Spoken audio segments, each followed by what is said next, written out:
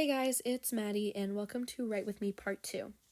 So, I know last episode was a very long introduction to myself and my channel, but in this video, I'm going to give you a small summary of the beginning of my book and explain where I got my inspiration from.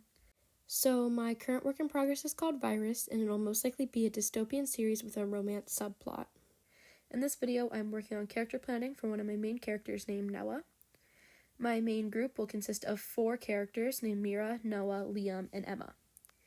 In this book, we'll follow the dual perspectives of our female main character, Mira, and our male main character, Noah. Here is the short summary of the beginning. A deadly virus has recently broken out, killing much of the population. Over time, some younger members of the country have been mysteriously going missing. As we follow our group of protagonists, we find them all meeting in a plain room devoid of any color. Instant rivalries and friendships form as all of our characters interact. The group is panicked when they realize they barely have any memories of their past, drawing blanks when they're asked questions. As time goes on, they try to get more comfortable with their surroundings. But as they begin settling in, emotionalist scientists begin taking certain members away from the group to test on them. The lack of stimuli from these rooms, the testing, and the isolation makes our protagonists slowly lose their sanity. Their minds feel foggy and the tests are brutal physically and mentally. With no escape and no memories, they are left to solve the puzzle of where they are and why they've become subjects with only the help of each other.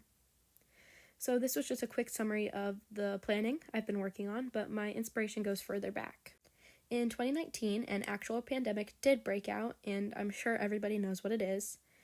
I remember hearing about COVID-19 the first time. I was young and getting ready for school while I had the news playing in the background.